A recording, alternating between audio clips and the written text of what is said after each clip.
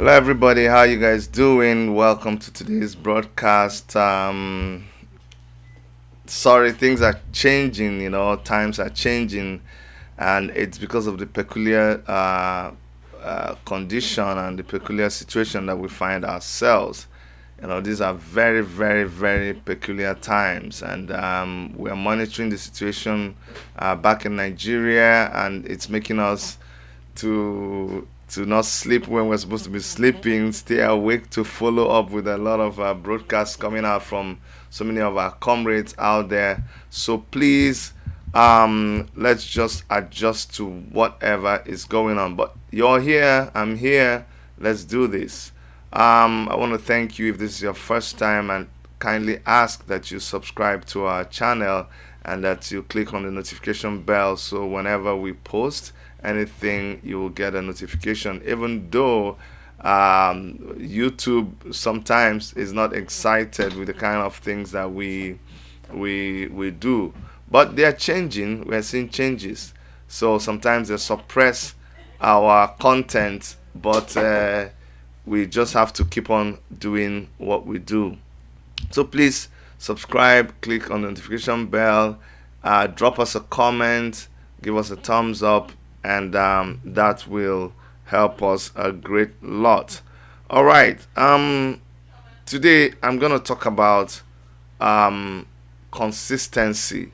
You know, what has been happening today in Nigeria, what has happened in the past days, actually in the past couple of weeks, is a learning process for a lot of us, for everybody.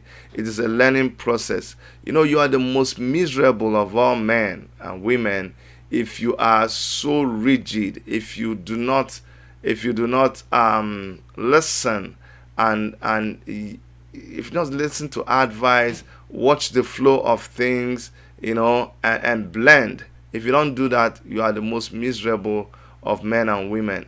But having said that, also, if you are someone who is blown by every wind, the wind goes left, we find you going left. It goes right, we find it going right. It goes up, you bump up and down.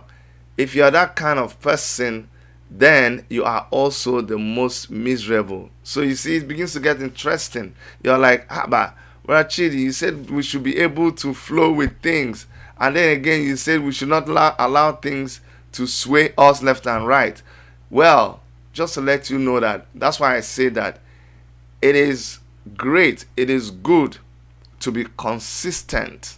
Consistency in life pays a great deal, but it will cost you a lot. It will cost you a lot. The cheapest, easiest thing to do is for you to just fold your arms when things are happening and say, I beg, the wahala too much. I know a lot of people that once I begin to talk about the situation back home in Nigeria, they'll be like, Chidi, please, it's okay. I don't want anything to disturb me. I don't want anything to give me nightmares. I have given up on that country. I don't want to discuss it anymore. Don't you ever talk about another thing? You can also do that. But it won't make it go away. If danger is coming to you and you dig the ground and you bury your head, yes, you're just going to see darkness. But guess what? It does not make that danger go away. If something is bugging you, there's a situation there, and the best you can do is go drown yourself in alcohol or get high on a drug, guess what?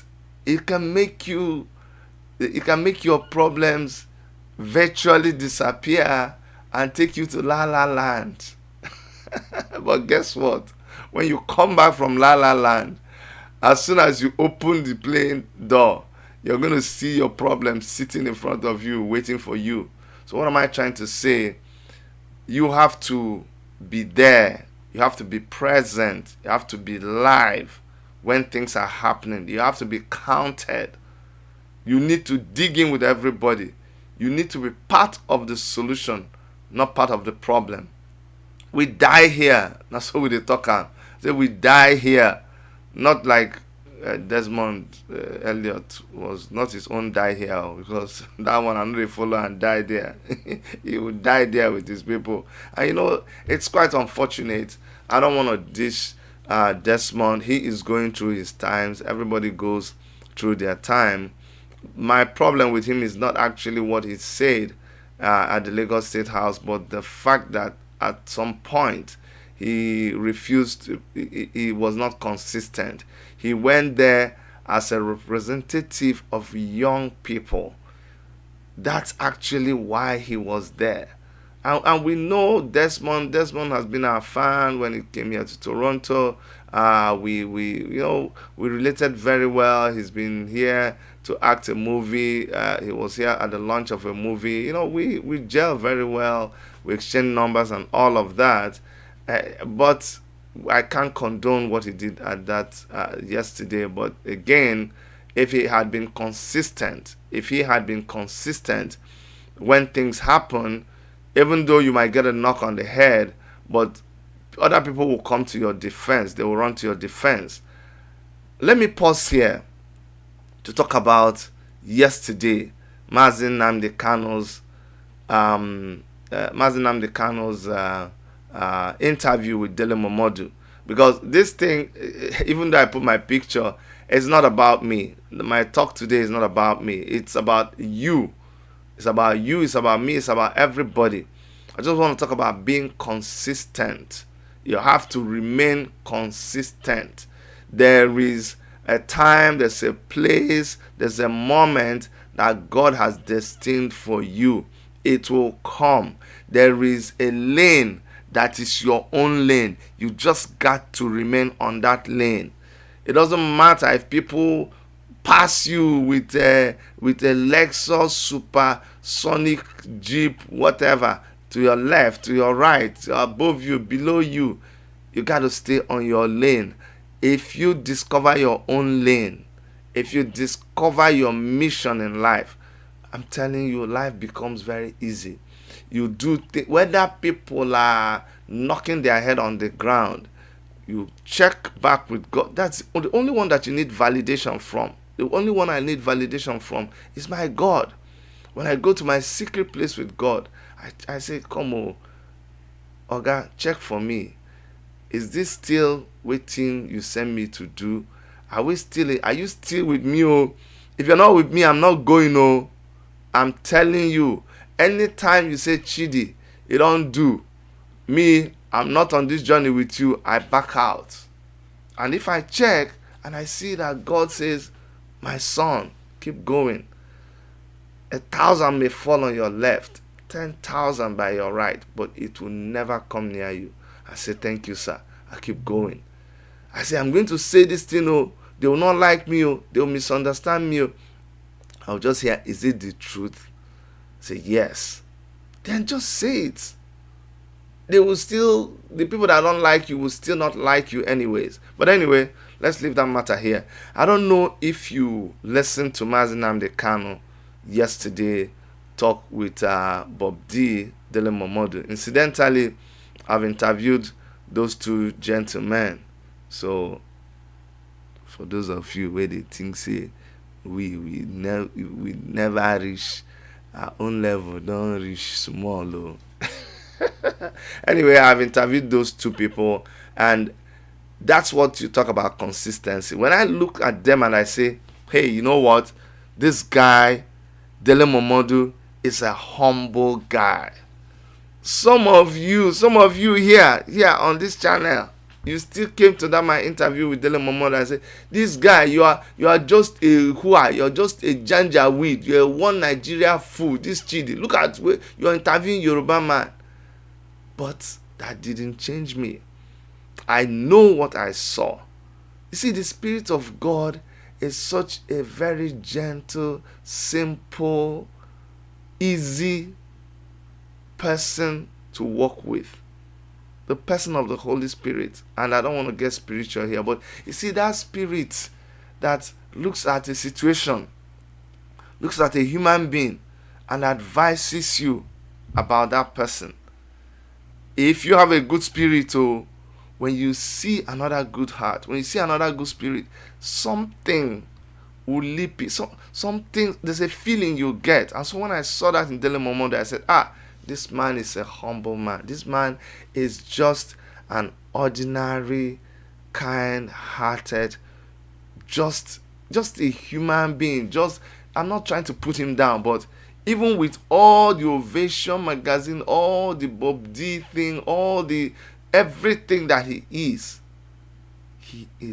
still just a human being, and a good human being. And you saw Mazi Nnamdi Kanu confess that yesterday. And when I am one-on-one, face-to-face with Mazi Nnamdi Kanu, not once, not twice, I saw him, Mazi Nnamdi Kanu, here in Toronto. When he came to talk about Radio Biafra, nobody gave him face. He came to, I was the president of Enugu State Association then. He came to our picnic. It was brought by Mazi Okoroji. It was brought to our picnic. We greeted. I don't think he will even remember that experience, because even me, I must make a confession. I didn't understand him then like I understood him much later. And you see, this young man was consistent. Mazi Nnamdi Kanu was, then he just came and he was talking to people. You see, he worked hard for this thing. When you see where now, I was telling my wife yesterday, I said, you see, Mazi Nnamdi Kanu actually works hard. He has worked hard for whatever you see him achieving. And whatever is happening to him, he has the good, the bad, the ugly happening to him. But mainly the good side of things, the popularity, the acceptance, he worked hard for it. Those days when he came to Toronto and nobody took him serious, people were not, Radio Biafra that I was talking about was sounding so alien. They were like, nah, go and sit down. No, why are you trying to start trouble again? Forget this rap. I'm not telling you people who are not Igbo people. Oh, this is from the Igbo community.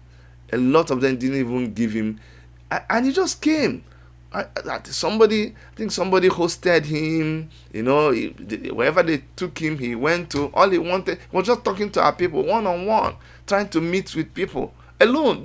No big ceremony,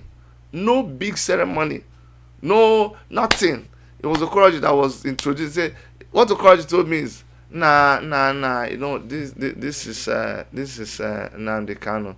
This is that young man who is doing that radio bit. And I was like, oh yeah, okay, you're welcome. He came from England. He just wants us to support his radio. And I was like, yeah. I'll talk to our people who will support. And Nnamdi Kanu was just humble, just trying to explain. Sometimes he didn't even talk. I'm sure by then he must have been boiling. Look at these people. Can they see what he was a bit just too quiet. I'm sure he was disappointed that time. But let me tell you something. By the next time Mazi Nnamdi Kanu was in Toronto, we were now buying ticket to see him. And literally, because IPOB, to cover the cost of organizing the thing, they had to sell tickets at the gate. And some people even went on social media to begin to criticize them. Meanwhile, they will pay, I think they were asking for $20, but people will pay $50, $60 to go into another show that was organized by other people. But you won't support what they were doing to host Mazi Nnamdi Kanu. Of course, we criticize people like that. So what I was trying to say is that we literally had to pay a couple of years later to be able to go and listen to Mazi Nnamdi Kanu talk. And this time when he came in his element. He came like a king. He was treated like a king. Why? Consistency. He did not change. He continued. He bought radio. He moved to Nigeria. He bought Radio Biafra. They went and smashed the transmitting station. Federal government seized it or stuff like that. He fought. They had this quarrel with Wazirike also. They went and kidnapped him. They beat him up. All kinds of things. So when you are just seeing him talking, it did not just start today. Criticized. The federal government went to his house to kill him. They did not go to arrest him. But God knew that his assignment was not over. So you see, when you refuse to be consistent because you worry about your life, you will actually lose that life. But when you don't make your life an issue, when I asked him yesterday, are you not afraid of your life? He said, I'm already dead. I'm already dead. What is there to be afraid of? I am already dead. I don't care about myself. You understand? So, people, you need to be consistent in life. Don't always.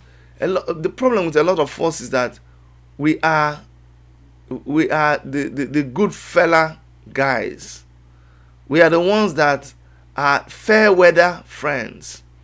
We're only around for the good times. Whenever hard times come, we run away. I'm telling you. And you see, check me. There are people whom I have consistently, remember we're talking about consistency. Consistently, I have praised these people. I have followed them. I have congratulated them. I have promoted them. These people consistently, when people liked them, when people didn't like them, because I know what I saw in them. Do you want me to talk about Omoyele Sowore? That is consistency personified. My relationship with Omoyele Sowore, my relationship with the African Action Congress, my relationship with the Take It Back movement, my relationship with the Revolution Now movement, that is consistency. You don't start and stop because of what people will say, because you know that you are on the path of truth. You're on the path of truth. You're on the path of righteousness. What you're doing is right. When Omoyele Sowore started talking about revolution, people say, I beg, go and keep quiet. Joe, stop that thing. How can you be talking of revolution? So many, it's because you lost the election. That's why no. He said, no. It's not because I lost the election. It is because because I participated in the election. That is why I was doing my Sahara Reporters. I was an activist. I was exposing people. Did I ever tell you I wanted to run for presidency? Right from when? Right from school. Okay, I was Students' Union president. But after that time, I was just doing my own thing. Never joined a political party. Never held membership of any political party. The closest was when he said, look, enough is enough. It is time for us to stop this nonsense. I've written about these people. I've exposed them. But I see that I need to confront them one-on-one, not just from the pages of my magazine, not from the pages of Sahara Reporters. And so he started the Take It Back movement.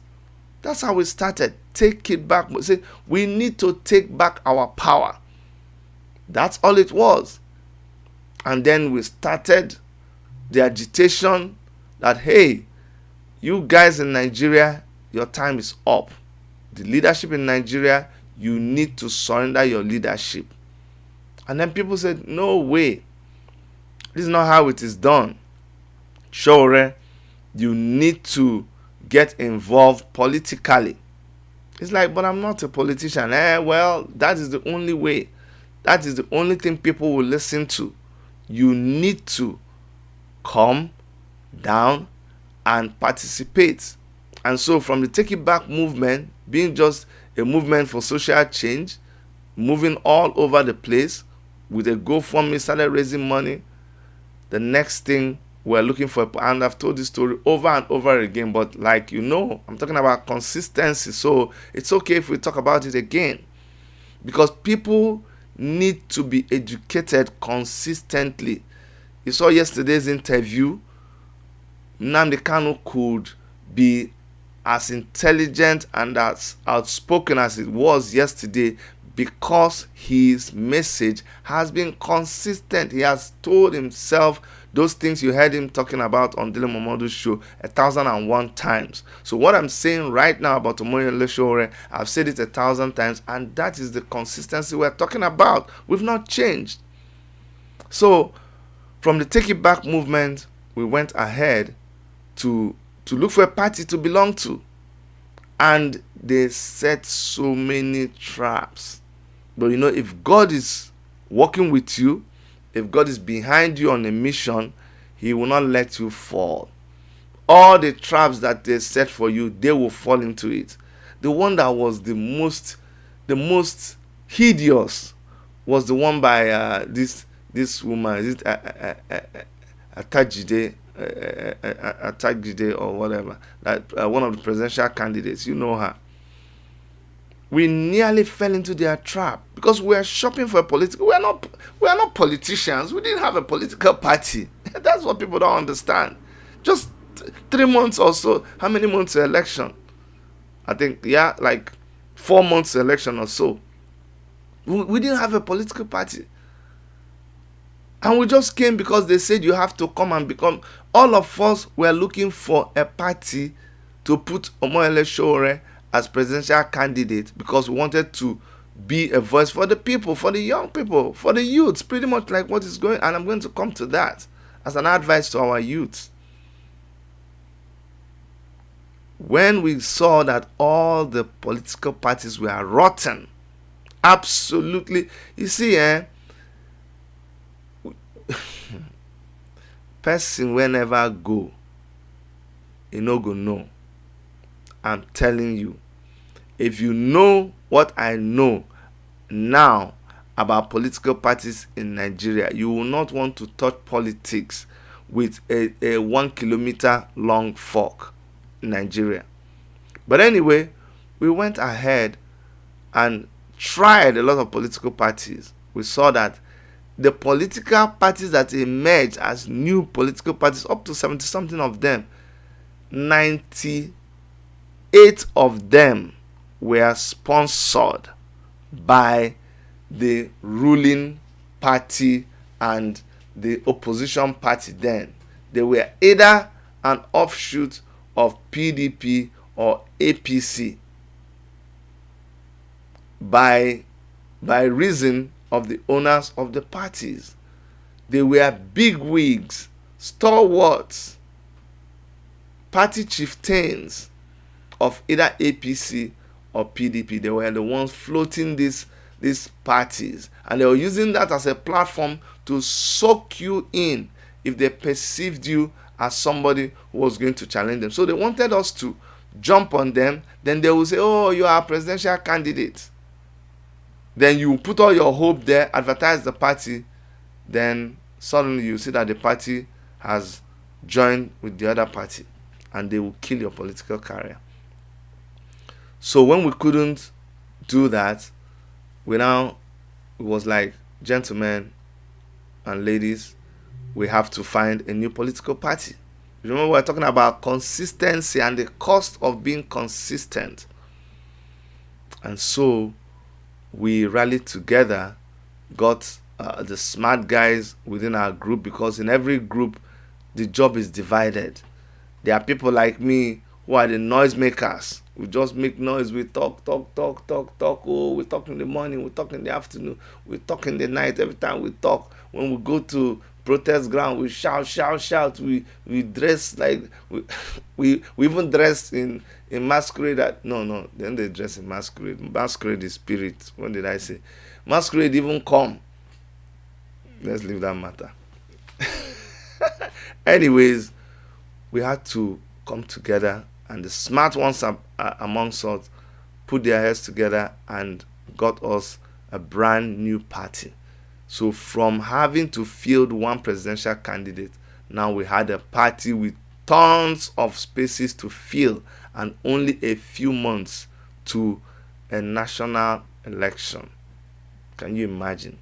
So now we needed to fill the 36 state governorship candidates, and House of Reps and Senate and all of local government chairmen, everything, councillors. We needed to come up with that. And the rest is history. So what am I trying to say? It is our participation in that exercise that made us come out of it and say, no, this thing no go work. This politics, okay, guys, we came. You told us that if we were serious, we should go and do politics. Now, everybody, we left our... Do you know, you guys don't understand. Because we were talking and they said, you two talk. Put your money where your mouth is. That's why people like me left my comfort zone in beautiful Toronto. That's what they call it, not be Toronto. I left my beautiful Toronto city to come down to Niger, my beautiful Niger, come down to my own original Enugu Wawa state. And 7 months, I put my boot on the ground. We spent money. Do you know how much it cost for me personally to run that governorship campaign? Thanks to some of you here who donated. But I think we got like $5,000 from donations. But bros, we spent close to $150,000 in that campaign.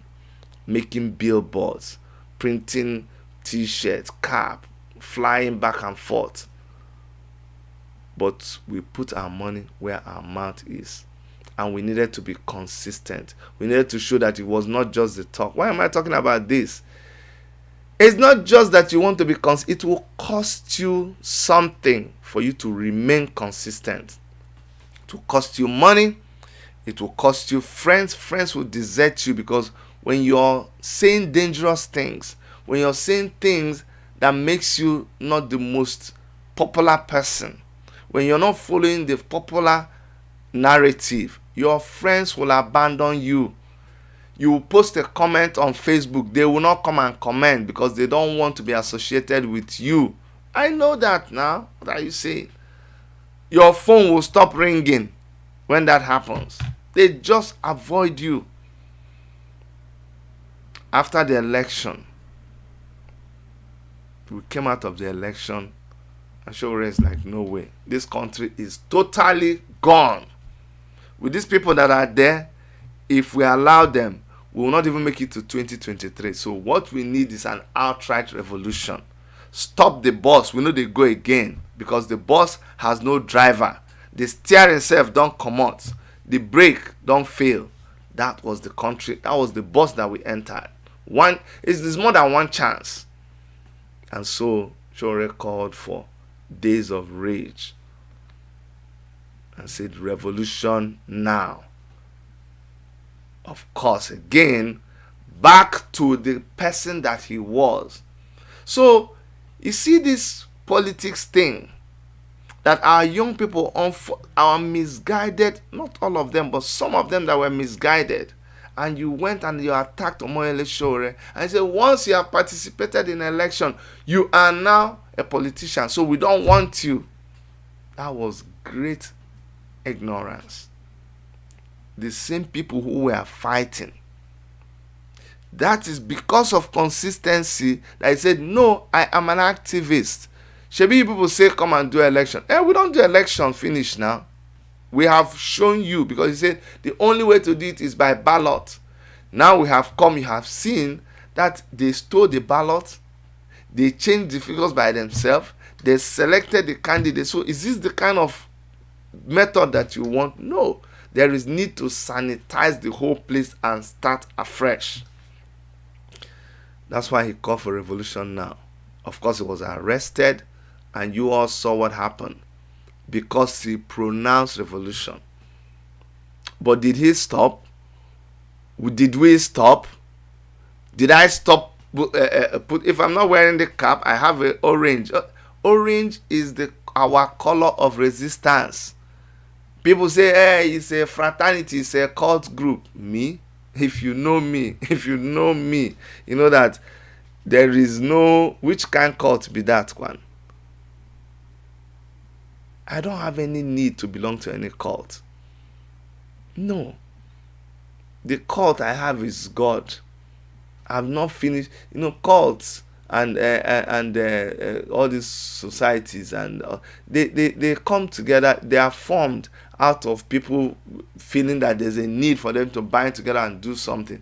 My own, the work where God give me is too much for me to have to, and that's why I cannot join any cult. I have never in my life. So when you saw us wearing the orange beret, why should you think it's a cult? Mazi Nnamdi Kanu wears a beret.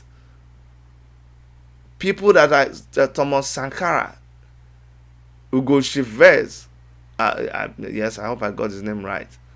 So many of them, they wore berets. It's a sign of the resistance.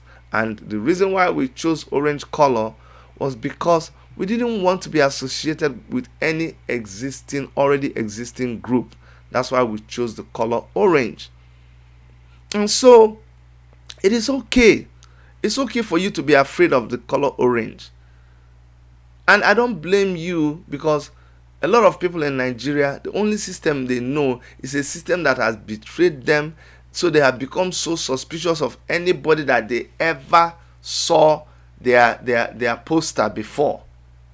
But you have to realize that you are better off listening and understanding someone who has been consistent than rejecting or being afraid of them. Of course, what we present, the movement we have, is not a movement where we come and joke. No, we are serious. We have boots on the ground. We have been in the resistance job for how many years now? They lock us up, they beat us up, we come back, and the next month we are doing another protest. They say, don't come, don't talk to anybody. Showore will come, he will still talk. We will still say, yes, Buhari, you should resign. Say, Chidi, don't talk like that. I'm still talking like that up to now that you're hearing my voice. That is called consistency. And it will, like I said, it will cause people will backbite you, people will blackmail you, people will talk all kinds of rubbish against you. But you need to remain consistent, because you cannot drop the ball. The only person that I am afraid of disappointing is my God, not any human being. As long as I don't disappoint God, all good, I'm satisfied. And that is what you too should be concerned about. When the EndSARS protests started, because we know that the young guys, the youths who started EndSARS, they were on the right track. That's why we got on board. We got on board full speed. You see, everybody goes through their times. That thing that happened with Omoyele Sowore on that protest ground, that thing really, really, really, really broke my heart. And it made me want to say or do some things. But you see, you have to listen to the person you're working with. If your heart is joined together with some people, please remain consistent. It is consistency that keeps a marriage going. Some people say, Chidi, the kind of wife you have, the way two of you relate, God, I wish it. I say it is consistency, but it is not easy. It will cost you something. But the thing is, some of us are not willing to let go of that thing that it will cost you for you to remain consistent. So even in a relationship, for you to maintain that consistency of your love, respect, and everything that you have for each other, it will cost you a lot. It will cost you doing what you're supposed to do when you are supposed to do it, whether it is comfortable, whether it is inconvenient, you do it. You have to be the one that provides for your family. And providing for your family has its challenges, but you keep doing what you're doing. You think for me to get up and do this broadcast is easy? If I tell you how many hours I slept, don't you see my eyes? And yet I jumped up. Even though I missed 1 hour, I still have to do it. Immediately, you must think I dress like this and go around the whole of Toronto. Who told you? When I finish, I still step into another mode and begin to interact and do business. I'm in a place. This is Obodo Yibo. There are no shortcuts here. You walk. What we WORK, we walk. Don't tell my children. My children hear me saying this now and say, "Hey, Daddy, that's not work. It's work. Work." I say, "Okay, let it be anything you want. Me, I know I'm Igbo man. We walk here." So that is what it takes. You talk the talk and you walk the walk. But you got to remain consistent. So the reason why we joined the protest is because we have been protesting. We protest, you criticize us. We come again, you say these people, I know they tire. We came out on August 5. Let me just recently. On August 5, we came out. We we marked the anniversary of the Days of Rage. They arrested our boys. They beat them up. Did you forget? Was it not this color that you were seeing? Who was there protesting with us?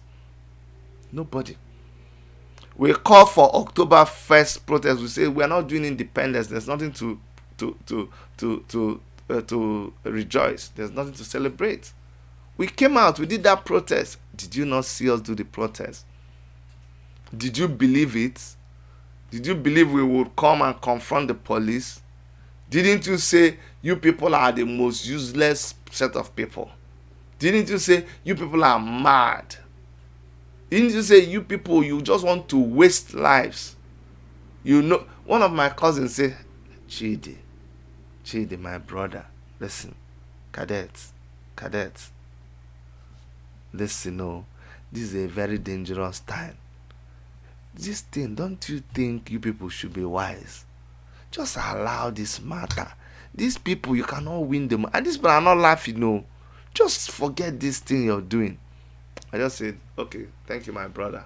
One, can I say Andy Beggy? Oh, okay, bye-bye. And as soon as I dropped the phone, I was still calling my comrades and planning. Because I had posted the thing on different forums. And people were calling me. And I said, yes, we're going to come out. If not that some people have decided to turn themselves into betrayers and whatever they want to call themselves in our own Enugu. We would have done our protest in Enugu, but that's a story for another day. If you have decided to turn yourself into, you just forget yourself and you think life goes that way because of money or what, I don't know. I want you to know that one day that money will finish. It is better for you to be consistent than for you to change because of material things and betray your comrades. You are the most miserable of men. Anyway, we did the August 5 protest. And then, remember we're doing, remember pots and pan during COVID-19 when people couldn't come out? We did pots and pan. You were laughing at us. Remember when we had pots, pan protest? We know we will go. We no go agree. We no go agree. Give us palliative. Remember that. It was also wearing this same orange beret. You called us fool. When we couldn't, because that time it was too dangerous. I mean, people were on this. One thing is, people forget a lot. Our people forget so much. Just a couple of months ago, you forgot that the army was killing people, shooting people for coming out to go and look for food. We're saying no. Okay, we won't come out. We even did a protest online. Who were the very first people to do a Zoom protest? Tell me that you ever heard about. No be us. No be us. We do pots and pan protests. We say, everybody come out with your pan and be hitting your pan. They say, these people, you people are morons. You people are fools. You called us fools. But we are consistent. I'm trying to show you all the things that has caused us to remain consistent. And at the end of the day, from doing Zoom, we moved to do the August 5, and then we went ahead and we did another Zoom protest, and then we did the October 1st protest. We were the boots on the ground. And it was that October 1st protest that did it. When guys saw Omoyele Sowore at the American Embassy with Deji Adeyanju, with Aisha Yesufu, with other comrades, stand up to the police, even when they were watching. It was under 24 hours watch of the DSS. That is what broke the camel's back. And then by the 4th, when the NSAS tweet started trending and people started planning for the protest, we knew that the revolution had started. That same revolution that people, you see, people must go back and apologize to Omoyele Sowore. I mean, on a serious note, before you say revolution, before you open your mouth and say, this thing, it be like saying a revolution. You know, the way where they see this thing be like, this is a revolution. In fact, this revolution that has started, in fact, we must continue this. Before you say, if you've heard yourself say all that, and you were one of those that called me and said, Chidi, advise Sowore not to be using that word. I expect you to be humble enough to text me and say, Chidi, I apologize, I was wrong. If you laughed at Sowore when they arrested him, when they were manhandling him because he mentioned revolution, by now you ought to be apologizing to him. Just like if you're part of the people that you saw what transpired at the protest ground and you're laughing, when you come to your senses, you need to be one of those people trying to educate our young ones. Because I think our young ones, and when I mean our young ones, not everybody, because not everybody that just woke up. I'm talking about the people who just woke up. If you just woke up from the NSAS protest, we were trying to tell you that this protest is not a jamboree, but you didn't understand. We are trying to I was speaking with Aisha Yesufu yesterday, and we're so grateful for her. She joined us in a Zoom meeting we had with NSAS Canada. NSAS Canada is a support group that is just, we're protesting and trying to support the people back home. We're not affiliated to anything at home or abroad. We are from all over the place. You guys know I'm from Revolution Now movement, but I belong and I support the NSAS movement like so many other people from Nigerian Canadian Association, from the York University Canada students, Nigerian Students Association, from the Lawyers Association, from so many, Igbo Union, Yoruba Association, so many people. We are all together in that NSAS Canada. So, sorry, hold on 1 second. I'm going to take your calls, but just hold on a minute. So, what am I trying to say? That it is consistency, because we have been experiencing this thing. We've been consistent in resisting the government. That's why we came the way we came. But some of you misunderstood it. You say, oh, we're derailing the protest. Why? Don't come with this your energy. Don't come with this your forces. We were telling you that we were coming with that force when Nnamdi Kanu is talking and shouting, because we know the people we are dealing with. We are not surprised that the army shot people at Lekki. Why should we be surprised? That's exactly what we're trying to say. When we brought our orange beret to show them, we were showing them our orange beret because we know that they know us. They know that we don't take chances. They know we will say it the way it is. They know that we believe that yes, you will kill, but you will not kill everybody. What you're doing is wrong, is wrong, is wrong. We are not taking anything off the table. When we tell you, we say Buhari must resign, Buhari must go, Buhari is a thief, is a murderer. That's how we present our case. But you said EndSARS, and we backed off. We said, okay, EndSARS. We will say EndSARS. But we will not lose our identity now. Me, I will always wear my orange beret. Because that's what I was before. That's what I am right now. That is what I will continue to be until I see the change that that we preach. Why should I stop? Why should I drop my orange beret? Why should I stop saying revolution now to make you happy? No, that's the greatest mistake you're making. You will still talk to me the same way you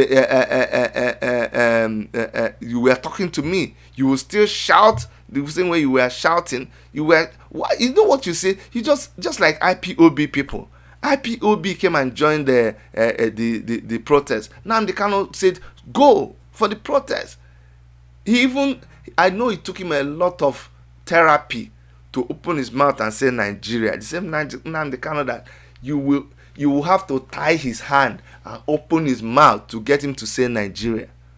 But being somebody who is intelligent, somebody who is progressive, somebody who is brilliant, contrary to what you people that say Chidi, you are not supposed to be talking about Nnamdi Kanu. You cannot be saying when you are this and here. What do you see? Do you see who Nnamdi Kanu is right now? Those of you too should send me an apology letter so that you understand what it means to be consistent. You don't react because somebody that you don't know what they ate yesterday woke up and because they have a phone and they have data, they type something, you suddenly just change. You just change because somebody said something about you, because somebody called you a name. Did you forget when you were in school? Elementary school. You go to your father or your mother. Emeka, what happened? He called me a fool. Your father or your mother will slap you again. You're crying because they called you a fool. So what do you want me? Go back there and call him a fool too. That's what you do.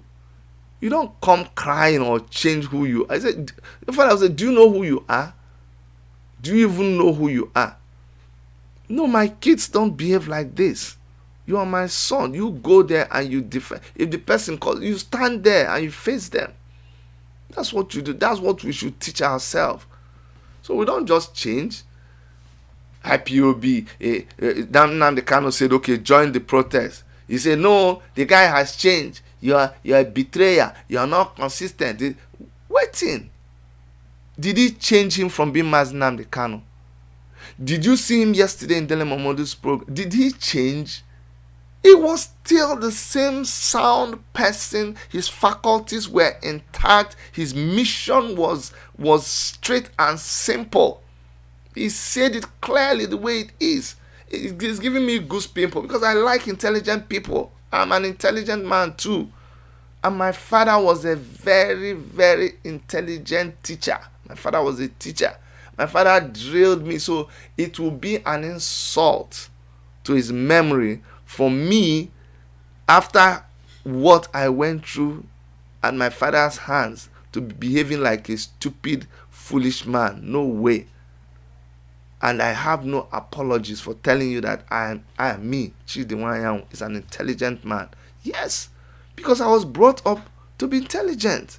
I was brought up to be smart. I was brought up to use my faculties very well. And that's what I'm doing. And I know that I need to be consistent because I know what I know. And it cost me a lot to get to where I am today. I'm not going to let any riffraff change me or turn me into... So you just, Chidi, remove that cap. I remove it. wear the blue one. I wear it. Change it to black. No, drop your name. Pick this one. No, I don't like change. Who are you? I mean, what gives you the audacity to even fathom that kind of thing in your head and think that I would do that because of you? So it is you that I pity. You that is not consistent. Go and buy some sense. Even if you are a church person, if you like spirituality, the Bible says that wisdom is the principal thing. And in all thy getting, please get wisdom. And for street language, we say, bros, go borrow some sense.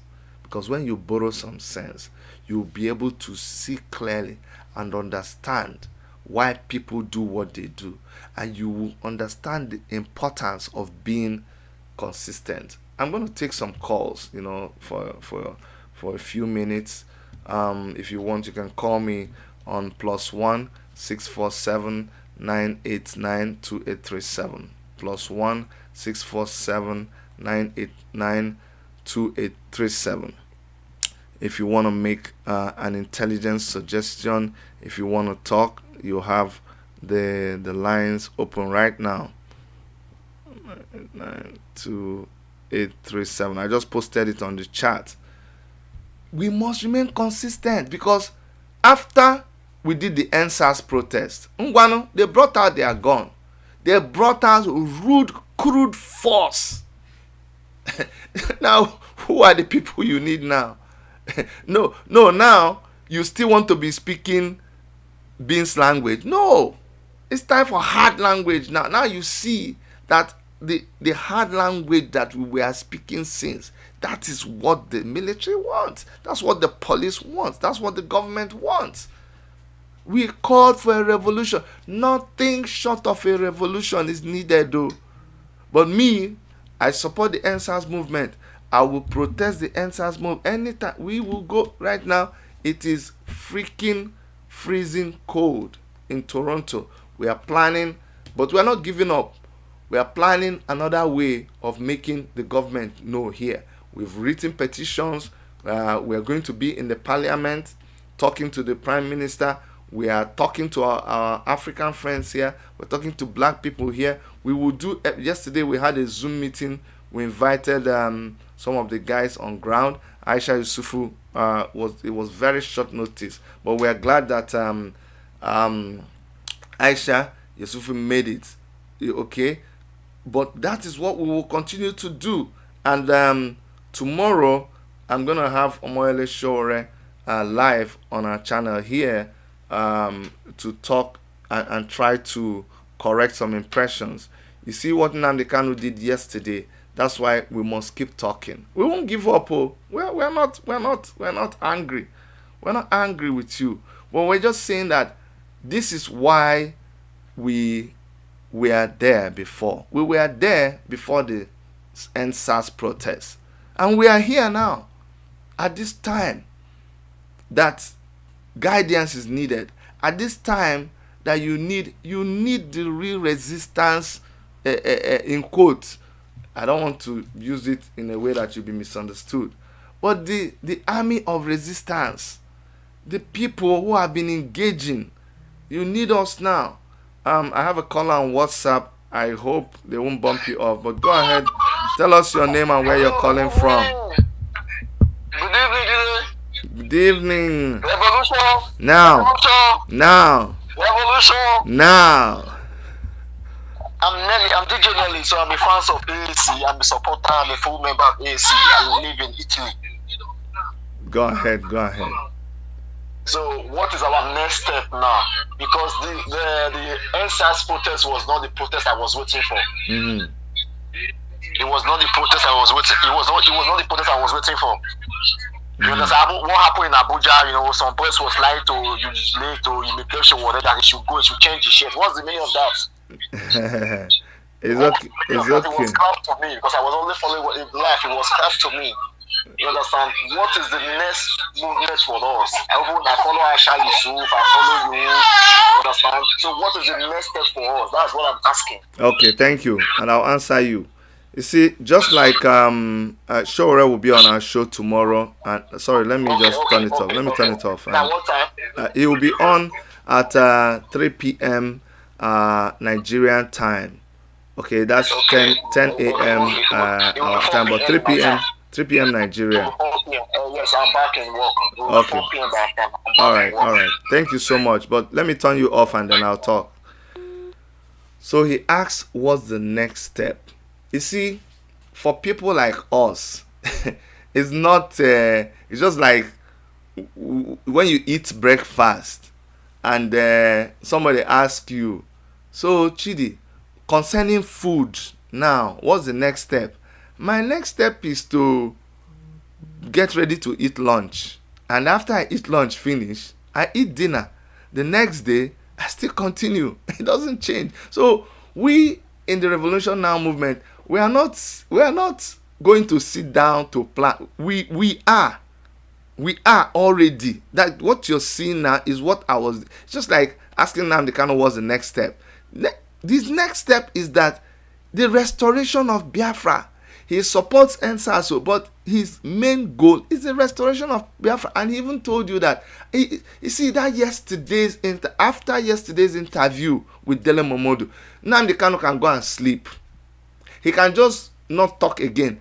He can just put that his video on permanent play. If anybody asks you about Nnamdi Kanu, just show them that video, because that video just revealed everything you needed to know about Mazi Nnamdi Kanu. And for Revolution Now movement, our next step is consistency. We have consistently asked you for a revolution. We have consistently told you that you cannot trust the government. We are not interested in being part of any panel negotiating anything, because the people you're negotiating with, they are not sincere. The people that told you they disbanded SARS, they are still killing people as we speak. They have even gone rogue. They don't listen they have become leaderless, so they have become more dangerous. There's a video, I don't want to start trying to look for those videos, but you see a video of them in Abia State dancing, just dancing, trying to encourage themselves. Another one was of them dressed like thugs with knife, with gun. Say we self we dey defend ourselves. Say really, I think, yeah, they come to bomb police station. We kill them now. We kill them. In another police station where they went to try to release the people that were in police custody. By the time they opened the place, all the people that were in police cell had been shot dead in Lagos. A lot of these stories coming out of everywhere. So don't be deceived. The situation is still the way it is. So the next step for us is to continue the agitation. We are continuing the revolution. We are telling you the revolution is imminent. It's upon us. Whatever we are doing is we are just having half time. When we get back, please bear in mind that the word they fear is revolution. Hello, go ahead. Tell us your name and where you're calling from. Good evening. Good evening, sir. Yeah, ma'am. Yes, I'm Edosa from Paris. Go ahead, Edosa. Yes, my contribution, I just wanted to suggest something. Go ahead. Like this plot, you are talking about consistency. Yes, sir. You see, we need enlightenment, because I watched Showore's last Zoom meeting. Yeah. He was talking about using the social media. Yes. You understand? As a weapon to fight these people. Mm-hmm. You understand? So what I want us to do is that it should come like what you are doing now. He himself should always come out to be enlightening us on how to use platform to fight people, what to say, what to do, on how to the type of words we'll be using. Yes. You understand? Yes. I agree with you. So that we will know exactly what we, because most of us are not more enlightened about on how to use the social media to fight these politicians. I agree with you 100%. And these are the yeah. It should always be coming up, and true, it should try and be introducing that his manifesto, the Spicer hit. You understand? So that people will know about his mission and his visions too. Okay. So that is my humble contribution. All right. Thank you very much. Thank you very much. Now, you see, remember some time ago when some people printed poster. They printed poster about Sowore, and they were saying Sowore for president 2023. And I came and I said, me, I no dey for that thing. And a lot, you see, for you to be consistent, it will cost you a lot. From within our movement, people call me a saboteur. Say, Chidi, how can they be saying they form Sowore 2020? You don't want to join. You're here. Why are you? That we are confused. Are you talking against Sowore? I said, no. But this is not what. Did Sowore ask you to make a poster for him? No. You just make like all the people that are making poster now, putting Aisha, putting Files the bad guy, putting this person, all of those things. Nobody send you. People just sit on their computer and they make something and they put it out there. Don't be deceived. Sowore, yes, he is the best candidate in my opinion for president of Nigeria. But Sowore never, that was not his cup of tea. Caller on the line, please just stay. Give me 1 minute. Hold on. Now, Sowore was not talking about 2023 because we have come to the conclusion that if we run for any election now, we will lose. Anybody that runs an election with these people, I don't care whether you're YDP, whether you're YYP, whether you are Infant Party. If you form any party now and begin to discuss politics with these people, first of all, they will infiltrate you. Go ask us in AAC and we'll tell you. They will infiltrate you. They will beat you at nomination. None of your own candidate will make it to nomination in that party that you formed. Bet me. If you like to do it, it will not work. So 2023, Sowore is not about telling you about his manifesto right now. No, it's not about him. It's about cleaning up the system. That's what it's about. Revolution is not election. Revolution is let us stop this thing and start afresh. So we need to really understand. But I agree with you that Moile Sowore has to talk more. You also know that he is right there in Nigeria. There are so many things that are going on the ground, plans that they try to do, so many things that if they tell you, you will even take up arms against the government. But we are handling it, we are dealing with it, but God is helping us. Caller on the line, please go ahead. Tell us your name and where you're calling from. Good morning, Dr. Chidi. This is Jumoke from USA. Good morning, Jumoke. Thank you so much. God bless you. Well, I want to talk about the interview that Nnamdi Kanu with Dele Momodu yesterday. Yes. This interview was very, very emotional for me. Very, very emotional for me. Yeah. Because I was able to pick some few things out from this man yesterday. His sincerity for Biafra is number one. There's no doubt about it. But I was able to pick something out very important. That this man, assuming Nigeria and the Nigerians and the leaders of that country, assuming they are not what they are, you can read into the mind of Nnamdi Kanu, and from everything that he said yesterday, that even if it is open for referendum, it's open to restructuring of that nation. If they will sincerely restructure Nigeria and make it what it's supposed to be, that everybody should be in their geopolitical zone, that is supposed to be control their resources and decentralize the power and make it what it's supposed to be, this young man is open for that. And if truly the Nigeria will come out and bring everybody together and apologize to each other, especially apologize to these our Igbo brothers, for what has happened in the past. Forget about the sentiment of everything. Let's come to the table. Let us apologize to each other. Did you listen to him yesterday When Dele Momodu pointed out something that it has if in his broadcast, it was like targeting some people, say go attack this and attack that, and he said he didn't mean it that way. But if that is how it came across, he was sorry. He said it repeated. Who could have said that Nnamdi Kanu would say sorry? Who will believe he said it? Sorry over and over Exactly. again. Exactly. Yes. Number two, do you see his stand when it's come? You know, a lot of people misunderstood him. I did in the initially when I started just listening to him, the way he talks about Yoruba and all those, and it's not just Yoruba, even his own people and other people. That but you see him yesterday.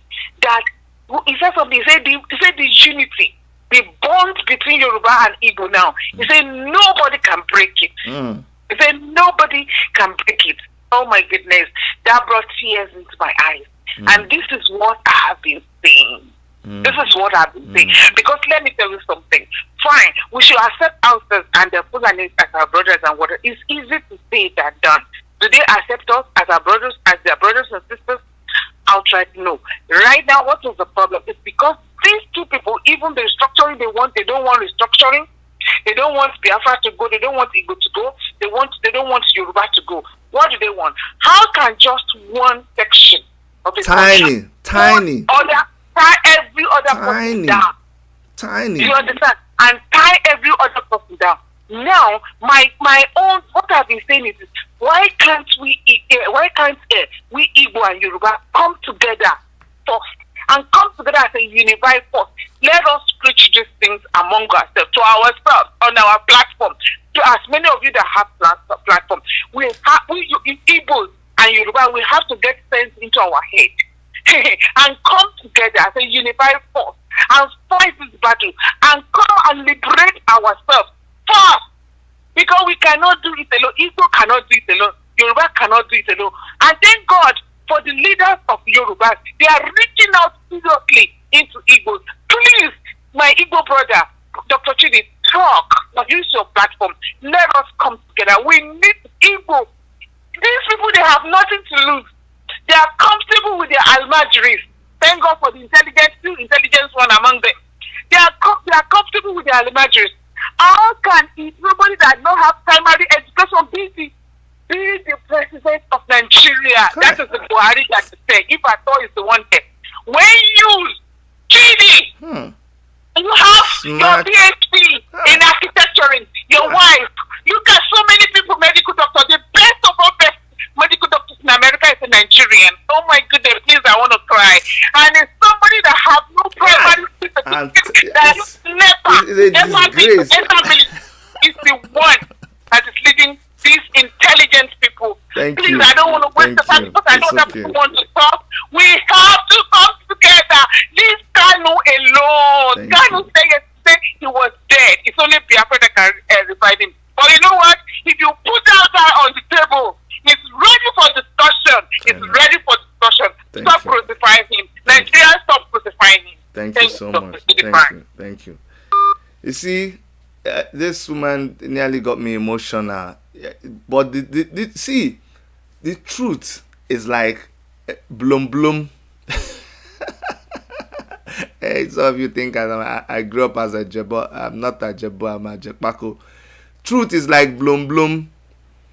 Okay, for some of you it's balloon. Hey, somebody just hit us with $10. Say Buhari's death since 2007 has not been seen in person for so long. British running the country for their own benefit. This is the biggest problem. Buhari, come out wherever you are. Thank you so much, Chacha630, for putting $10 into our pocket. Thank you so much, Chacha. I appreciate you. Now, you see what the lady said. Let me tell you something. Come close. Just come close. So that only me and you will hear it. Are you ready for what I'm going to say? Forget all these gara wey Nnamdi Kanu they do. Nnamdi Kanu is a very soft human being. This guy is the softest kind-hearted human being that you've ever met. Did you, I'm sure some of you, when you saw that video with the wife, you couldn't believe it. And Nnamdi Kanu is very shy too. I'm telling you, you can't believe it. But you see, there is something that is driving him. And this is what happens to people like him. They have extremes of passion. They are so loving and caring. But the same way, they can be bold, fierce, courageous.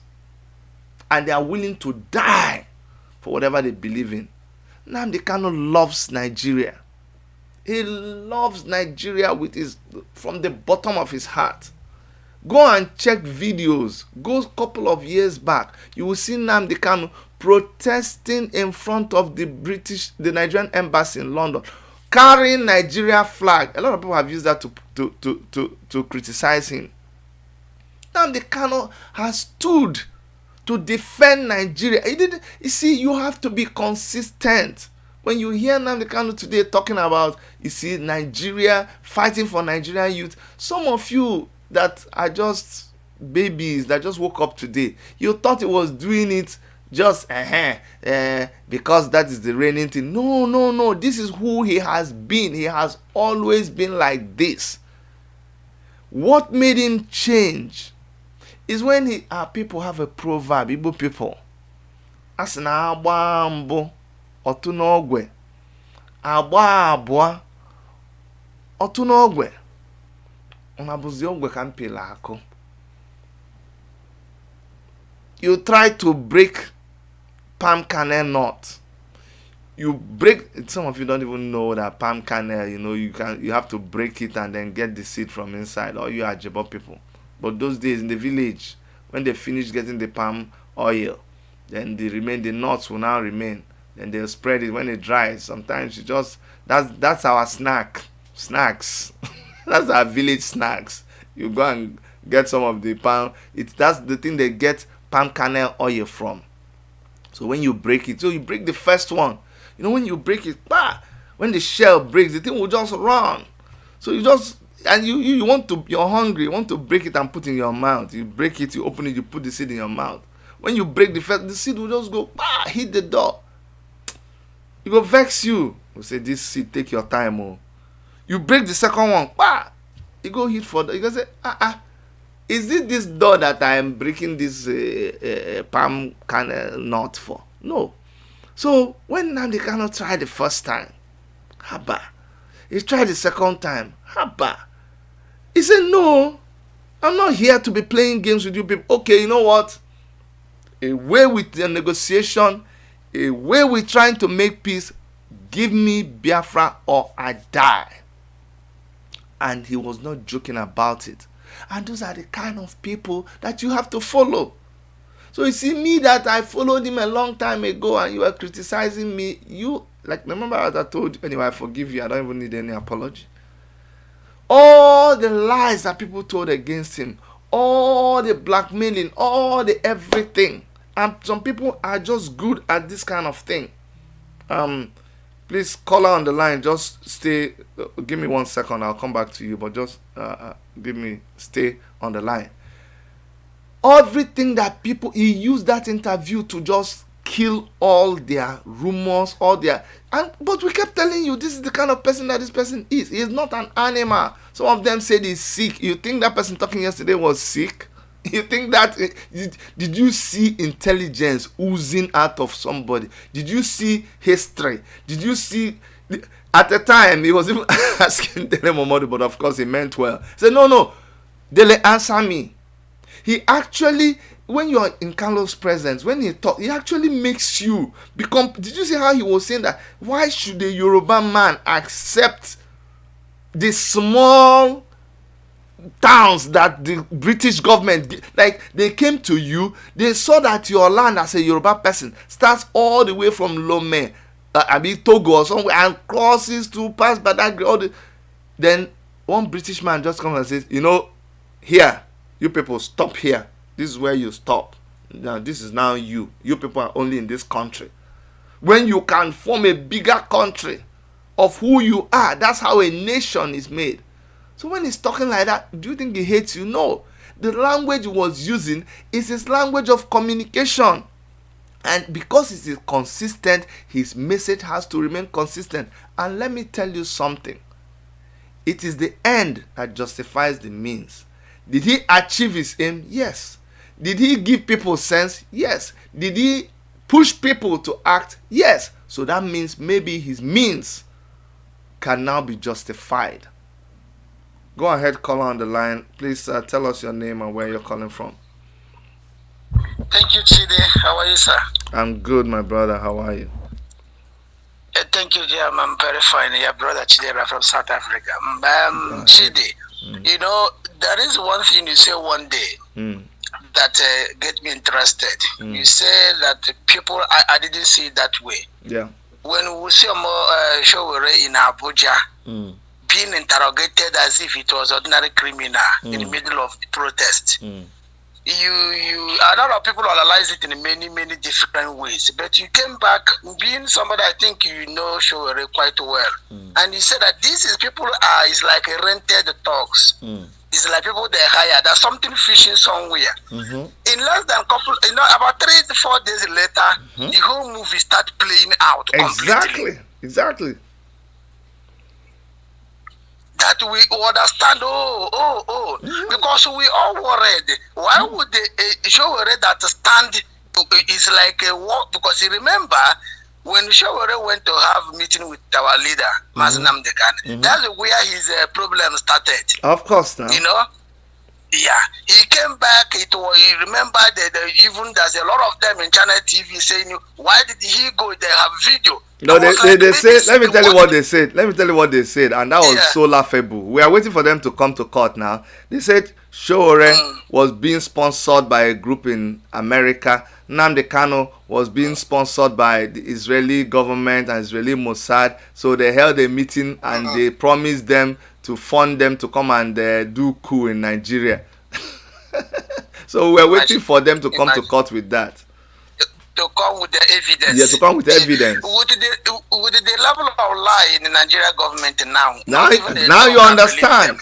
Now you see. Yeah. No, nobody believes Nigeria. Nigeria is just a waste. Even comedy, any idiot can do a comedy, and you laugh over comedy. Nigeria is not even you don't qualify to be a comedian country. To be honest with you, how can you? If you just look at it into that shit, just relax and look Nigeria. To be honest, how would a representative of a house of I think a state, house of whatever it calls, yes. We come up and after what happened in a country, in what the most populous city in Africa, which is Lagos, and something of this nature happened there, and the House of Assembly spokesperson called for a minute of silence and select who they will respect as their own citizen. You know what this man said? He said they will give a minute of silence for those who died in Lekki. But there will be no minute of silence for miscreant killed by police. Stupid. I'm telling you, if in this country where I am, and such a comment is made, by now, if that man have not resigned, including the house, even grass is marching, it will be burning by now. Stupid person. You know? He doesn't even know. He doesn't even see. Lockdown, in a mayor of my city, just he didn't know that a microphone are still on in his. You know when they interview. I know. And they couldn't switch. Yeah, they couldn't. The mic have not been switched off. And they overheard him say, "I'm tired. I'm tired of the complaining." He did not mean tired of complaining of the masses. I know. And immediately it was interpreted that, you are tired and you keep it, meaning you are not working for us. This man have to come up and apologize and explain what does he mean by that word. He's tired. He didn't curse anybody, did not mention name. He was like, the question was too much on him because he was giving press conference. And after he could not off the mic, they had him saying in local language, "I'm tired." And they have to call back another press conference for apologize and explain to the province where is the government. What do you mean by the word that you are tired? And this man have to beg and beg and beg and say, no, I didn't mean that. But a half a representative will say a minute of silence, calling his own citizen miscreant, in where these are the same miscreant who voted him. During the time of voting, there's no miscreant. There was nothing called hypocrisy. Every vote count, they call them citizen dead. But now we cannot call them miscreant. This one idiot can stand there and talk rubbish. Forgetting that those people is calling them, calling children. Some of them are far older because he's very privileged. He cannot wear like an Hausa man and all kinds of rubbish cap and went there and post. I don't blame him. Seriously, I don't blame him. But the people should just look Nigeria and know that there's something has to be done somewhere. Because that country is completely out of hand. A massacre of that nature, and the minister that called himself Fashola, where did he go school of detective? Is he a forensic expert? What qualified him to go there and start picking camera? People, the other countries are watching Nigeria as if there's a huge joke. And the other one in Abuja will say, no, nobody died, including spokesperson, the president said it was not caused by hunger. Oh God, what you hear from that country, okay. I don't even know. Thank we you, have to go Nnamdi Kanu and Moshe Ura and apologize to them to say, we are sorry. And Nigeria will never going to be better. Thank you very much. Thank you. You see, the greatest way you can honor people like Omoyele Sowore and Mazi Nnamdi Kanu is not even looking at what they suffer, because see, those people are dead. You see, if you ask Omoyele Sowore the same thing, he will tell you, Chidi, me, I don't die since, so I'm not exist. Because see, somebody that is living in a place where anytime Sowore leaves his place where he is sleeping, the Nigerian government follows him. It's not hidden now. They are following him because he's under a 24-hour city curfew. He cannot leave Abuja city limits. He cannot go beyond the limits of Abuja. That people don't even know. So they can kill him anytime. But he goes around knowing that somebody is behind him, knowing that anything could happen. He said, Chidi, I don't care about my life anymore. I just care about my mission. So the only way you can honor people like that is by educating other people. Is by remaining consistent in your struggle. See, this NSAS protest, that's why people who, it's a little bit ridiculous, and I don't want you to misunderstand. Shebi, we have to keep on repeating it. If you don't say it now, they will say, Chidi, you're not. We support NSAS. Listen to my lip. NSAS. We support NSAS. So I support NSAS because these young people, if you're not talking like that, they will brand you. They just want to hear you. I support NSAS. But not be only by that now. After that, then waiting. These people, now that they've brought out their guns, so a lot of people say, we can't believe that the Nigerian government will do it. We knew now. We can't believe they will shoot some. That's what Kanu was trying to say. And when Kanu says, kill them, when Kanu says that, you turn around and say, no, that's too hard. But somebody wearing uniform will look at you, will look at your son, will look at your daughter, will look at your brother and turn to the person with gun and say, kill him. And when that person says, are you trying to tell me that it is okay? Are you trying to tell me that it is okay for anybody, since they don't know whether it's the governor, whether it's the army general, whether it's from Abuja, but somebody, army, know they rule himself. They did not just get up, dress up, wear army uniform, go carry, the gun was assigned to them. When they assign the gun, they write the number of bullets. Somebody signed for the truck to leave. Somebody, army know they do like that. Army, they obey order. Somebody gave the order to shoot. And when that person says shoot, the person knows how they tell you to shoot. They have to tell you to shoot into the air. But to even gun, bullets will go up, they come down and kill somebody. You didn't know? You didn't know that when a bullet goes up and it descends at the speed of at gravity, that it kills somebody? You don't know. Okay. Make I tell you now, it happen.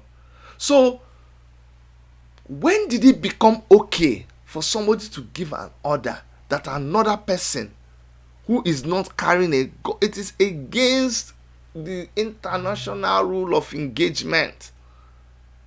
You give the order, shoot, and they shoot that person and they kill that person. Then the person's brother comes and says, shoot. You say, no, you're now criminal. No, you're now very harsh. No, don't use that language. It's not good now. That's what one. I'm not Nnamdi. I don't know how to. I wish I can use those words sometimes. 2 days ago, somebody called, or 3 days ago, and he was saying, Chidi, don't you think we should negotiate? Don't you think we should choose our language? Don't you think we should? I say, by the time I give him the analogy of somebody trying to kill your son, what will you do? He couldn't answer the question. So we need to understand that when we say revolution now, when we talk hard, it is because we have been consistent. We understand the people that we are dealing with. How come everybody is now asking, what's the way forward? What's the way forward? Well, why are we not shouting Sorosoke anymore? Why are we not saying, let's go and have the party again? I'm not trying to put anybody down, but why are we not saying that? Because you have now tasted what we were saying all along. In a very sober, sad, mournful way. Did it have to take all those our comrades who were killed for guys to understand what we were saying all the time? Did it have to take all that? And those of you who your focus and interest is in forming a new political party, how can you be doing that now? It's not fair. People have just died. The government has not even owned up that they are dead. We have not even finished burying the people. You're preparing. Which election are you even preparing? Let me even ask you, which election are you preparing for? Please, YDP, Young Democratic Party. And I'm saying, remember, I will say it too. You will hate me, but I will say it. Please, which party are you? Which election? Which politics are you people prepared in Nigeria? Politics in Nigeria. The party you're going to form, is it going to be a private party? Oh, it's public party, but I would like to interview the leader. Please, if you know the leaders, the core leaders of YDP, I would like their contact. I need to interview them because I need to ask a few questions. Because if that's your party, it's going to be a public party that is set. Because if you're forming a political party now to participate in Nigerian election, then you must follow Nigerian constitution. And that constitution will not allow you to have a private party. It will have to be a public party. So all of us will come and write our name. Our people have a proverb that, me, I'm a chief, so forgive me if I always talk about this proverb. They say all the lizards lie on their belly. How do we know the one that has a bad stomach? How do we know the one with stomach ache? You wouldn't know. You wouldn't know. So when all of us come and buy form and register in that your party, how do you know who is who? You are forming a virgin party now, a party that is all of us are holy. Our party is the best party. Then before we do anything in our party, we'll know the sanctimonious. We'll wear white. You will not know. So all of those people will still come and register in your party. And guess what?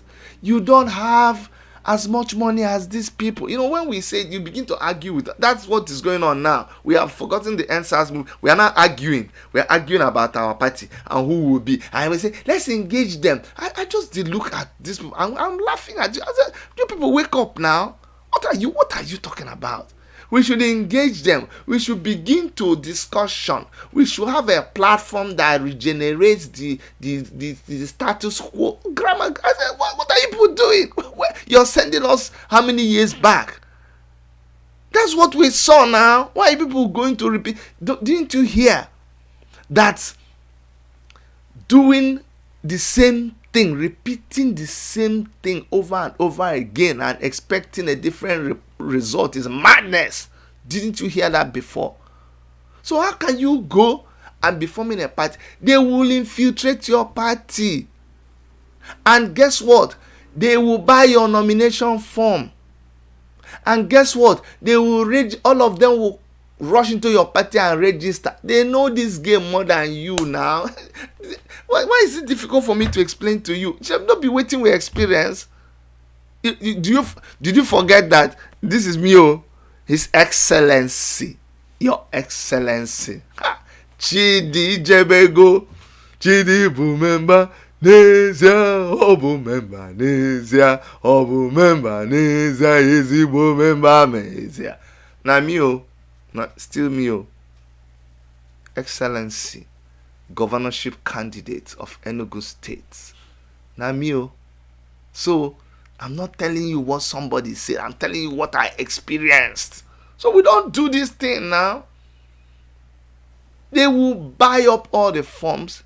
They will come inside there and your holy, pure, virgin, infant people that will now come up, they will not make it to nomination.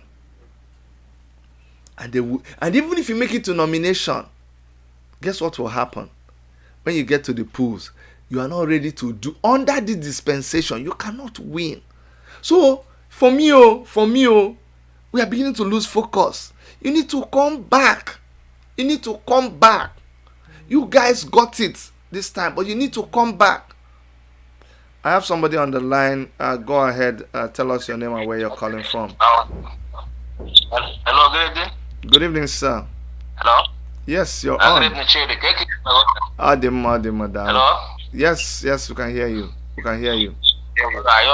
I thank you for your handwork for what you are doing, my brother. But it's not easy. But what you are seeing here, my brother, is terrible. I know. Please tell us your name and where you're calling from, okay? My name is Obezu Michael. I'm coming from France. Go ahead. I'm from France, yeah. You know, what we are seeing is terrible, my brother. I don't know what happened in that country, but it's just, I don't know. Like, you know, what is our leader? What is our governor? At least we all should come together and know what to do. But the killing is too much. I'm just telling the truth. It's not yesterday what our leader said this morning in Obibo. They are killing a lot of people. At least, you know, we need to come together and know what to do. They are killing all the young youth. My brother, it's terrible. I'm just telling you the truth. I'm not happy. At least when we are seeing all those things, we in diaspora is not happy. I know. We in diaspora is not happy when we are seeing all those things. Our relative, our brother have been killed. You know, all those kind of things is not good. So we are not happy for what is happening in Nigeria. And the world kept silent. That's the issue. Yeah. You know? They just only focus in this Lekki massacre. They didn't focus in eastern zone. You can see what they're doing in Obibo. Yeah? They're killing people. Wike sent his stores, his military. They're killing people. Just imagine, my brother. Yeah. But I know last time I heard they will pay for all those price. They will pay for the price. I know everything has time. If it is how myself, if the revolution starts, I will be at the front line. I'm telling you the truth. Yeah. I'm from Igbo. My name is Michael. Thank you. You know, Thank you so much. So all those things they are doing is no. I'm not happy. I'm not happy. But I'm crying tears. What I'm seeing on Facebook and on YouTube. Yeah. Because they are starting human being. I didn't like human beings. Just imagine, my brother. Thank you so much. Thank you. Just say my own opinion. You know, I know if they shall come, all those things will end. I know it's a matter of time. Everything has time. Yeah. Thank you very much, my brother. Thank you very much. Yeah. For a good handwork, I know God will help. Thank you. I know we Yoruba and Igbo will unite together according to what Nandekado said yesterday. We unite together and fight our enemy. All this people, they are little. I'm telling you the truth. To fight our enemy because they have been killing us for since 1967. All this kind of thing that people have been dying. No future in that country. No good road. No water. No electricity. No good school. Goodness God. When you finish your school, masters or PhD, you cannot get a good job.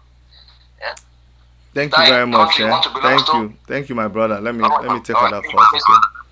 Other people can call. All right. Thank you very much. Thank you for your good handwork. Yeah. Thank you very much. Take care. Okay. Bye. Right. You see, that is it. The thing there is, this work is not easy. You get discouraged. You see, we talk about the Lekki massacre, and all of us, we all get behind and we're talking about it. You have people like Nnamdi Kanu talking about the Lekki massacre, but you forget that amongst his own team, his own men, people that he sits over as their leader, are being mowed down every day. Do you know the number of people, the number of IPOB members that have been massacred way before now? Do you know? At Nkpo, at Onitsha, do you know how many people have been massacred? Military will just bend down and open fire on people that were. See, you said that people were. This, you see, it's funny, and that's where you see the things that make you want to change your attitude towards people. But because you're focused, you know where you're going. You don't let these things distract you. Because if, for instance, you want to think about your own people or your own tribe, you remember that some time ago, that even though you see now they cannot talking about the Lekki massacre, that there was a time that just like people were singing and having fellowship at Lekki and singing national anthem, that people, IPOB members, were gathered in a primary school singing. They were actually singing praise song, clapping like this and singing. Go and watch the video. The army came. They were singing. They did not have even one gun. They came. They knelt down. They didn't even shoot up. They shot straight at that crowd and they killed people. And a lot of people who right now are expressing themselves, nobody said anything that time. You can imagine the pain. Thank you so much, CHF, for supporting us with $20. WSR1 TV. Thank you so much, my brother or my sister. Thank you. I really appreciate that. And for all those of you who have been giving something to support us, thank you very much. So you have to. These are the kind of things that makes you look at people like Nnamdi Kanu, and you appreciate what they are doing. If he has bitterness in his heart, he will say that upon all the IPOB members that when they are killed, nobody hears about them. As I speak to you, I know the army has been going from home to home, killing people. I'm not telling you it's rumor. Killing people and going away with their bodies, searching for IPOB members. When they come out to protest like every other person, you order and they shoot them and they kill them. And when Nnamdi Kanu says, look, defend yourself, even all the way in the Bible, for those of you that read the Bible, do you remember when the Jews said that, when they said they were going to kill the Jews in the story of Esther,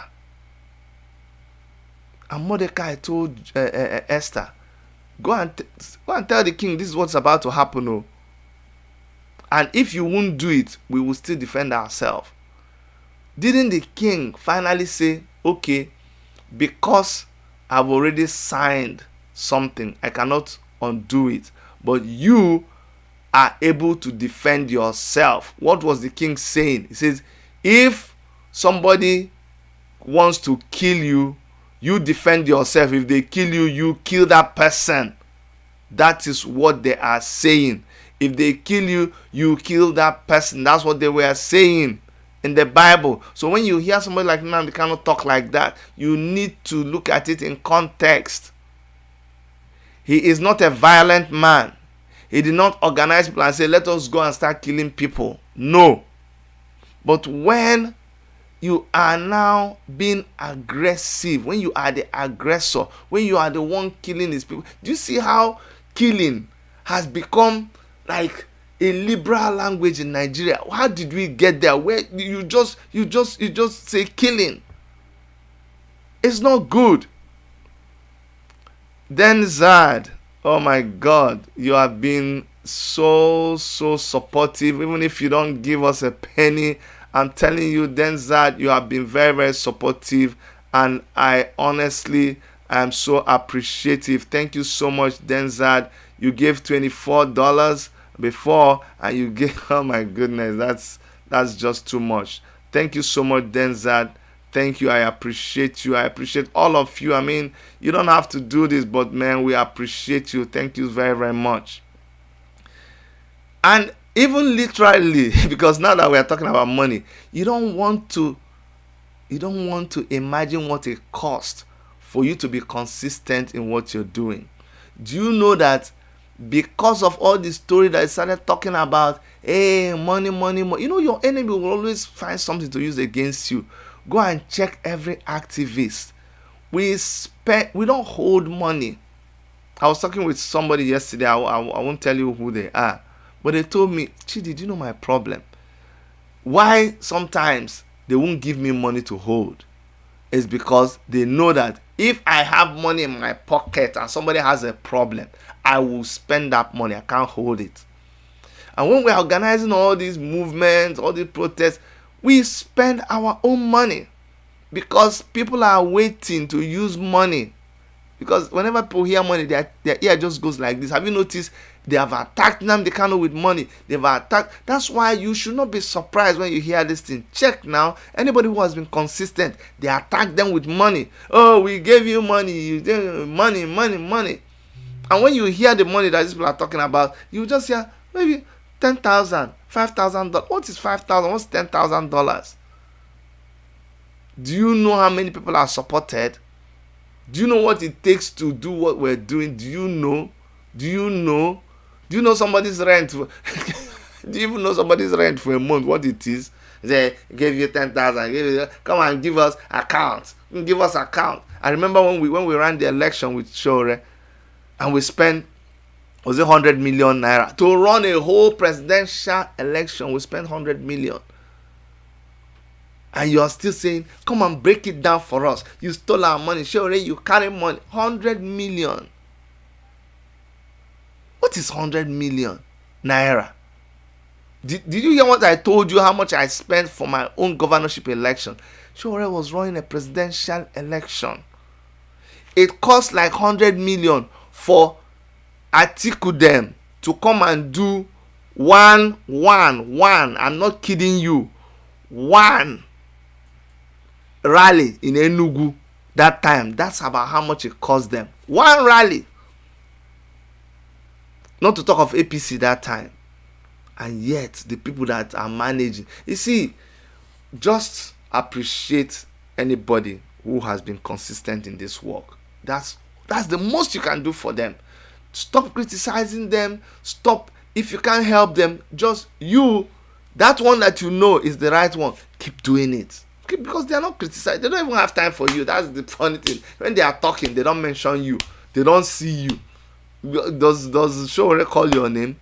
He doesn't know you now. So you that you have the smartest idea, go form your own thing. You just form your own thing and be going. If it's good, we follow you.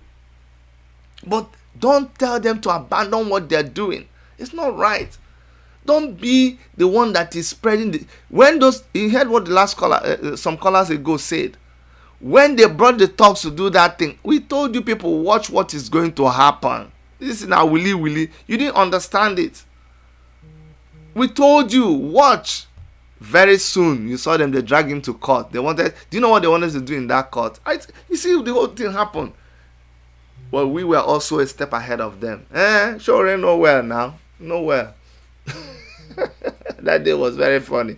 Just, the lawyer said, how can Showore not come to court? This is an insult on the judge. And say, I beg, they talk your own kids. So, person cannot be sick.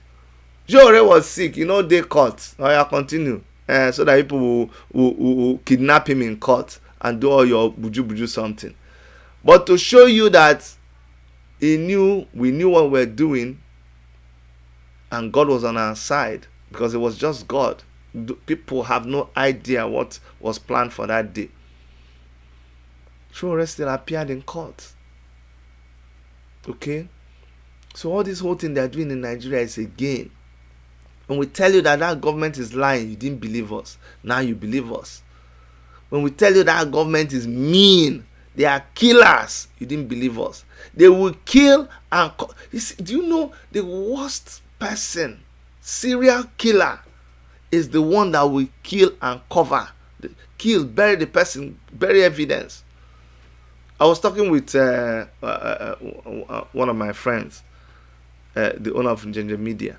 I said, nah, look at how these people are messing up in Lagos State. He said, Chidi, you're talking about the one that happened yesterday. What about the one that is happening right now? I said, which one is happening right now? Me, I'm just waking up. Oh. He said that the committee, the panel that is supposed to look into the thing, that they couldn't even allow them to go to the site. They are manipulating the site. Probably doing their own Nollywood video now. You know, Sean said he has the recording of the camera. So maybe they are taking time to go and hang another camera and then do something else. Doctor the video. I'm into media. There's nothing that you cannot do with media. But they forget that this, they call us the phone pressing generation. This phone pressing generation, by the time they finish dealing with your archaic mind, you will respect them.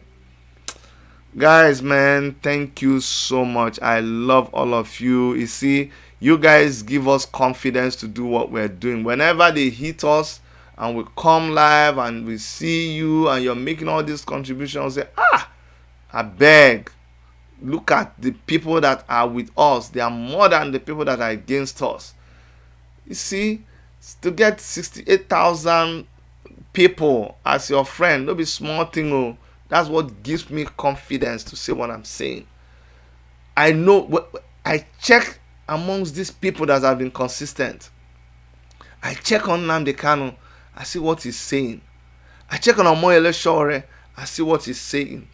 I check on people like Aisha Yusufu. I see what they are saying. I say, no, we are still on track. Forget all their shenanigans. They will fall on the day as finished. You see chicken. When you cut off the head of a chicken, you go just, again, those of you, all these Ajibo people, you don't even know that they used to kill chicken. You just... It's amazing, this generation. When you see us they talk, some of the people where they discuss with, if you know their generation and when you're giving some example, they turn to somebody and say, Mommy, what's he talking about?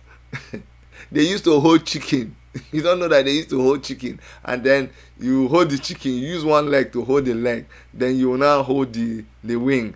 Then carry the head, put in between the wing. Then come and comot the feathers. Then you go... See, that time, to kill chicken is a ceremony. It's a project. Nobody go just go freezer, open freezer, just come carry chicken, grill, chop. We go even chop drumstick. They go put. You see my kids, Mommy, I want 2 or 3 drumstick. I just they look this. Yeah, see, this is from how many chicken they get that drumstick. When I was like you, do you know to kill one chicken was a ceremony. Everybody will gather. They come when they kill the chicken, then they will remove the feather. Then then everybody, after you chop the chicken in the rice, you go carry the bone, because your friends need to know that you ate chicken. You carry and come out outside. That is the essence. That is the joy of eating chicken that time. How did I even get into the chicken business? Yes, I was talking about when they kill chicken. So when they kill chicken and they throw away the chicken immediately, the chicken will take off. They do like this, they do like this, like say they get angry, like say there's something they can't do. No, that is just the throbbing of something that is dying. That is the situation of the Nigerian government. Their head has been cut off, but he's been injured, But the thing that is happening is that the people are not listening, and that's why we are coming back. What we are doing is we are coming back with this message to hit you people hard. Nnamdi Kanu, when he will say that you are Janjaweed, foolish, mad people everywhere, he means well. He wants you to wake up. He wants to hit you. That's reverse psychology. That is the shock treatment that is giving you. When Omoyele Sowore says revolution now, nothing but they are giving you the shock therapy. Wake up and do the needful. Cut off the head of the government completely. Decapitate them. Bring them to their knee. Let them understand what they are doing. If they are willing to change, we will change. But if they are not willing to change, we will not give up. We will keep pushing. Revolution now. Revolution now. End SARS. End bad government. Buhari must go. All of them together. Everybody is important. Everybody is needful. You must continue with the people who have been consistent. It costs a lot, but we will not give up. And if you are part of the people who have been consistent, please don't give up. We need everybody now. On behalf of Dr. Erica and on behalf of myself and everybody in our team who has been helping, I really want to thank you for being with us. Let me quickly correct something. I have a master's degree in architecture and a doctorate degree in philosophy, not in architecture. Okay, so that's just what I wanted to correct. And the same thing with Erica. She has a master's degree in architecture and a doctorate degree in philosophy. But all join. Thank you so much. See you guys tomorrow. Omoyele Sowore is going to be here live. Please make sure. Where is that poster? I need you guys to let me advertise the poster. I beg, make I no come no go sell my market. Madam go say, did you tell them? And me I go come enter trouble. I don't want that kind of thing. Tomorrow we are gonna be give me 1 second, please, guys. Just 1 second before we go. I need you guys to see this poster, and I don't want to get in trouble because Madam give me assignments. I cannot enter trouble. You're a wise man if you know who is your oga, and if you know can't do it your oga tell you to do, that's your problem. For my house, I know who is the oga, and I'm not a joke with my oga. So my oga has told me that I need to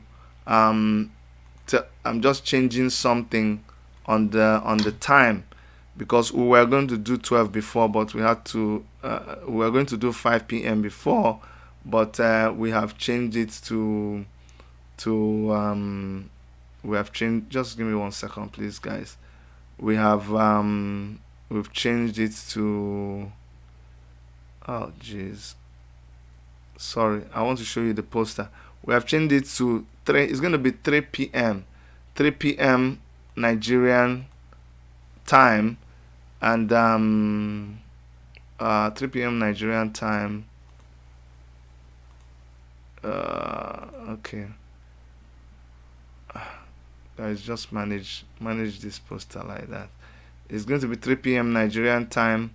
Please, we're going to be having an interview with Omoyele Sowore. We're going to find out from him what is the way forward. We need people like him to keep talking to us and counseling us on the way forward. We are still with the NSAS movement, but right now that the government of Nigeria is trying to crush the movement, what should we do? We have to keep the message real. They don't like our message, but we don't have to yield to any kind of intimidation. We don't have to yield to any kind of blackmail. So that's why we are I'm touching the poster. Just give me 2 minutes, and I'm gonna pull it up right now. Here it is. I just go here and change this, bring it up, and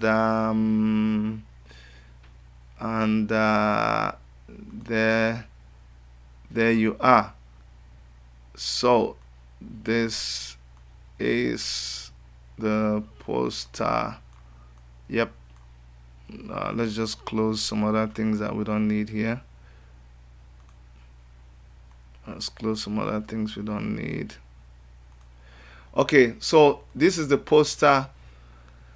Tomorrow by 3 p.m. Abuja time and 10 a.m. Toronto time, we're going to be having Omoyele Sowore talking to us directly on our studios. And please, you're all invited. Invite everybody to come and be part of this program. Tomorrow is full of activities. After this, we also have another show that is coming up. We are going to be monitoring that show, and so we invite you to make sure that you are there. There's going to be a meeting. There's going to be a meeting that a couple of people put together. Let me put up that meeting. These are the kind of things that we want to be seeing now. Discussions that is involving, we support everything that everybody is doing that is in line with progress. Okay. So after our meeting with Omoyele Sowore, we're going to monitor a Zoom meeting. There's going to be a Zoom meeting, and NSAS is a consolidation of handshake across the Niger. That's what they're doing. So it's an interactive session with Eba Gani Adams and Igbo and Yoruba champions. Well, it's going to be anchored by Chief Dele Momodu and Mazi Ezoke. That will be happening at 4 p.m. Nigerian time. So we will do 3 p.m. Nigerian time, and this will start at 4 p.m. Nigerian time. Now I'm even thinking, I don't know whether we should bring our own a little bit forward so that we have enough time to discuss. I think, what do you guys think? I have to check with Omoyele Sowore again, because I had shifted this one to 3, but I'm looking at this now, and this one is starting at 4 o'clock. But I think if we just keep our discussions straight, we can finish under 1 hour. Okay, as long as we just go straight to the point, we may be able to finish on time and do what it is that we came to do. But these are 2 of the things that we will be monitoring tomorrow. This one is going to be 3 p.m. If we change it to 2 p.m., I'll let you guys know. But Omoyele Sowore will be live on our channel, and we could get a chance to ask every question that we want to ask him. I suspect that 1 hour may not be enough. I'll keep you guys posted. Please make sure you subscribe so that you don't miss any notification that we have. And on that note, I would like to thank all of you who donated money during in our chat room. Thank you so much. We appreciate that. It goes a very, very long way to supporting what we do. Take care of yourselves. Until I see you, I love you guys very much. Bye-bye.